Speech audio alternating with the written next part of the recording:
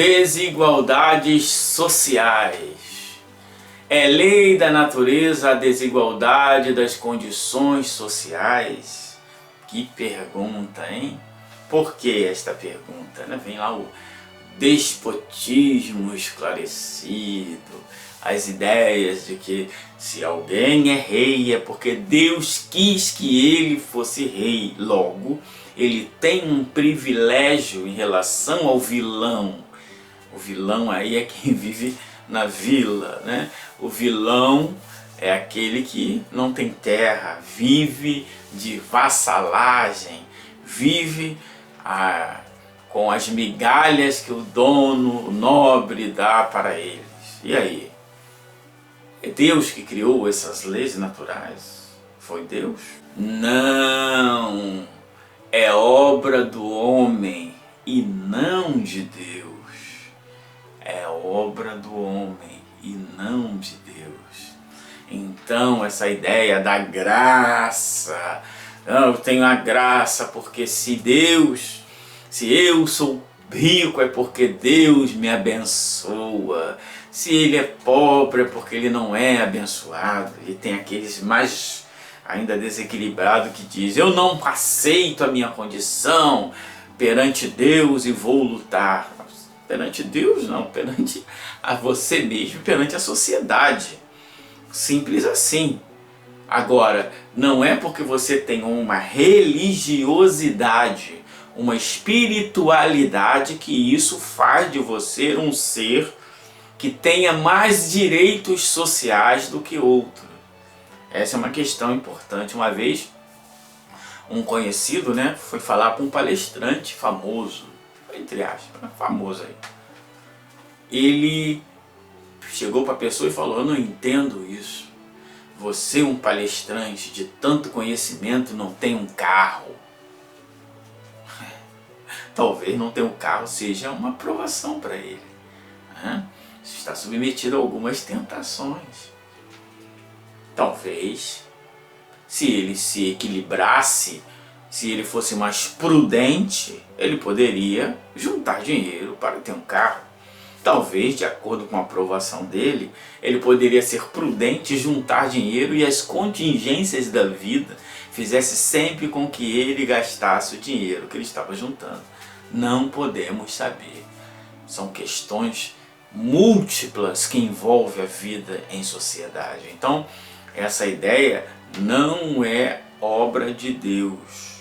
Então a diversidade não é obra de Deus, no sentido de que quem é rico porque Deus, eu preciso criar ricos e pobres. Não, é uma dinâmica natural, ok? A diferença está onde? Em que, dependendo do grau evolutivo do rico, ele, em vez de ter 1 trilhão para acumular, ele guarde 200 bilhões para a sua empresa, para poder dar recurso, e o resto ele pudesse melhorar a qualidade de vida dos seus funcionários, da sua sociedade. Mas não é o que acontece. Por quê? Porque são espíritos de terceira ordem. Essa é uma questão muito importante, como eu já tenho lembrado várias vezes, que tem algumas pessoas que elas precisam de rótulos. Então, por exemplo, a pessoa olha para o Jorge, ela diz: Jorge se preocupa com social. Se ele se preocupa com social, ele é de esquerda. Se ele é de esquerda, ele é PT. Se ele é PT, ele é Lula. Essas pessoas que pensam assim, elas ainda estão na febre da necessidade do carimbador maluco. Porque eu já disse que o que vai salvar o mundo não é a esquerda, não é a direita, não é o bolsonarismo, não é o petismo, não é o capitalismo, não é o comunismo. O que vai salvar o mundo é quando a nossa coletividade transitar em direção à segunda ordem. Somente esta possibilidade, somente esta possibilidade. As preferências individuais, Ah, falando de tal votou em cicrano, no X, no Y. É um problema. Só que as pessoas, elas têm uma necessidade de... E aí ela, por exemplo, né? Ela está assistindo um programa esportivo. Ela não fica satisfeita enquanto ela não descobrir qual é o time que o comentarista tem. Por quê? Porque ela precisa disso para toda vez que aquela pessoa emitir um pensamento sobre o seu time, sabedor de que aquela pessoa não é torcedora do seu time, ela já pode justificar. Essa é uma questão do espírito de terceira ordem. Ele precisa justificar o erro. Esse é uma pessoa ainda bem de terceira ordem, porque ele precisa justificar o tempo todo e não quer saber. E é interessante essa questão, né, me alongando um pouquinho mais, porque você vê que a pessoa, ou ela é muito cínica, ou ela realmente é muito cega. Por exemplo, a pessoa diz: todo o campeonato está roubado. Tudo bem, o campeonato está roubado. Então por que você assiste o jogo? Se você realmente é uma pessoa justa, que acha que o campeonato está roubado, você teria que ter nojo de assistir aquilo, porque está roubado. Então você tem compromisso em dar audiência para o roubo, para a mentira, para a sujeira, para a corrupção. Se você assiste, você compactua. Se você sabe que está roubado e está assistindo, você compactua. Se você diz que a eleição está roubada e você vai lá votar, você está compactuando a mesma coisa. Então por que você não vai lá e anula seu voto? Não, é porque na verdade isso é um recurso, isso é um recurso de oratória. A pessoa ela apenas quer desqualificar a vitória do outro, quer desqualificar todas as outras coisas. Então, a gente tem que tomar bastante cuidado quando a gente fala, porque, de modo geral, como não temos a pretensão de arrebatar as multidões, tratamos sim de questões espinhosas aqui. Se quiséssemos aqui que as nossas visualizações tivessem 300 mil, 200 mil, é mole. Só usar técnica, olhar para o vazio. Oh, e então ele encontrou o espírito tal. Aí não pisca, porque quando você não pisca, resseca ali os seus olhos e aí o organismo busca lubrificar e aí inunda de lágrimas. Aí quando você dá aquela piscada, cai as lágrimas e as pessoas se emocionam e você é vazio, você não toca em nada espinhoso. Como é que falando de tal, não se mete nessas coisas, ele é tão maravilhoso, e a multidão vem. Só que isso também é uma espécie de charlatanismo. Temos que ser verdadeiros. Então, continuaremos abordando todas essas coisas. Pergunta 806A. Algum dia essa desigualdade desaparecerá? Também é muito interessante, né? Porque às vezes as pessoas falam assim: fulano de tal tem uma ideia de política econômica, então por que você não dá tudo aos pobres? Não, cara. Esse papo de dar tudo aos pobres, quem falou foi Jesus.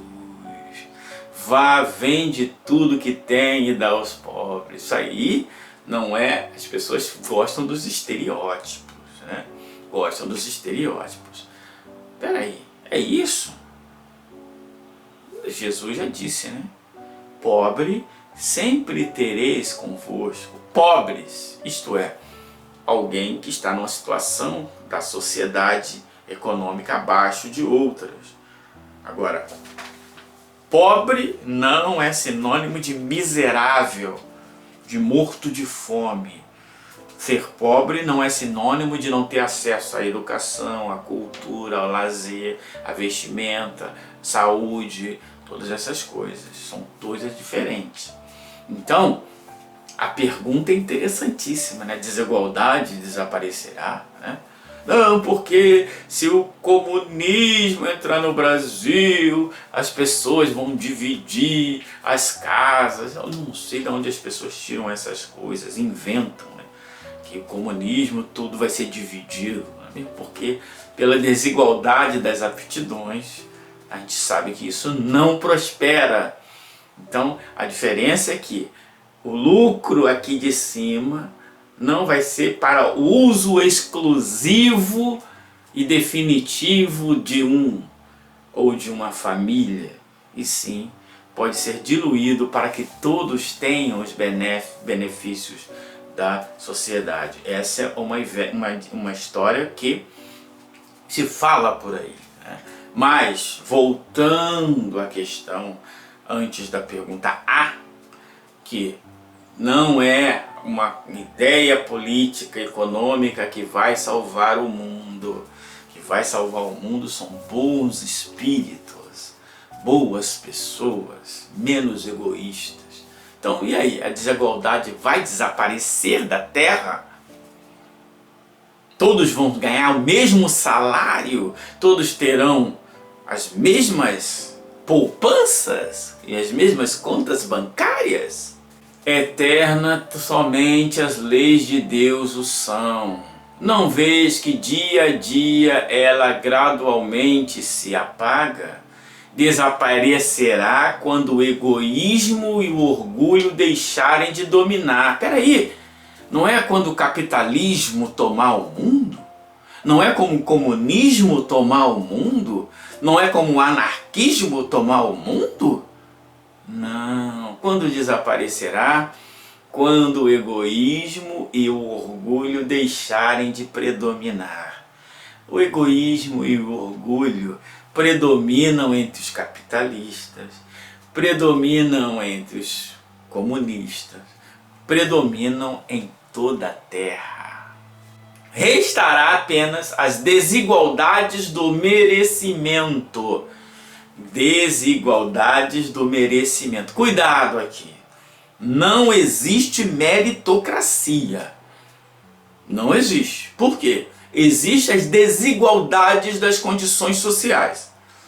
Então não adianta você dizer que uma criança que passa amanhã quebrando pedra de sal e vai para a escola precária e depois volta no dia seguinte para trabalhar, tem as mesmas condições de uma pessoa que tem somente estuda com explicadores e com computação, com todas as tecnologias, só não é a mesma coisa, né?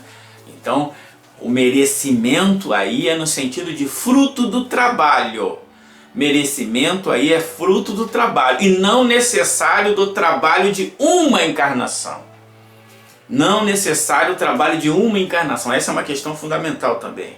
Porque às vezes a pessoa acha que é naquela encarnação. Não. Ora, se aquela pessoa, por exemplo, aquela pessoa em várias encarnações, ela desenvolveu o conhecimento matemático, mesmo ela sendo pobre, semi-analfabeta, ela vai conseguir chegar aos postulados da matemática por si só, porque ela já adquiriu isso. Enquanto aquele que nasceu num palácio vai ter dificuldades, né? A diferença é que talvez esse que nasceu no palácio tenha um matemático para ali, vamos dizer assim, abreviar muitos caminhos, mas é fruto do trabalho. Então esse merecimento aí, a gente tem que tomar bastante cuidado, porque senão as fantasias, né, a necessidade de puxar para o seu, né, a necessidade de puxar para o seu é muito grande. Então tem que tomar cuidado. Desigualdade do merecimento é fruto do trabalho. Agora, quanto desse trabalho será necessário para você superar as limitações sociais? Quanto desse trabalho já é fruto das encarnações anteriores? É exatamente por causa disso que não existe nenhuma regra, receita de bolo da educação. Você pode pegar um método educacional e aplicar em todas as escolas, você terá aproveitamentos diferentes. Você vai pegar os métodos de ressocialização da sociedade, você vai ver que alguns vão se ressocializar e outros não, porque é da individualidade. Então a gente tem que tomar cuidado ali. A desigualdade é fruto do merecimento, do uso do tempo, das aptidões desenvolvidas, de todas as suas conquistas do passado. E não simplesmente você fecha ali, ó, de 8 anos até 15, todos tem que usar o merecimento. Não, não, não. A meritocracia não existe nesse sentido. Existe a meritocracia no sentido absoluto. Isto é, tudo que eu tenho agora é fruto do meu trabalho. Então, se eu não sei muito música avançada, é porque eu não estudei o suficiente. Mas terei. Então será fruto do meu trabalho. E é o mérito nesse sentido. Continua Kardec. Desculpa, continua os espíritos. Dia virá em que os membros da grande família dos filhos de Deus deixarão de considerar-se como de sangue mais ou menos puro. Só o espírito é mais ou menos puro. E isso não depende da posição social. Falando de Todd Nobre, o cara é filho do Elon Musk. Ele é filho do Elon Musk, então ele tem possibilidades, né, de poder desenvolver muitas coisas. E o filho do Joaquim ali que tem que, né, capinar uma roça, esse não tem jeito, né? Ele tem que acordar 4 da manhã, ordenhar leite, fazer não sei o que, e depois ainda ir para a escola. Ele faz parte da sociedade, é o que Kardec está dizendo, que os espíritos estão dizendo ali, né? Então, essa ideia de que tem direitos divinos não existe dentro da doutrina espírita.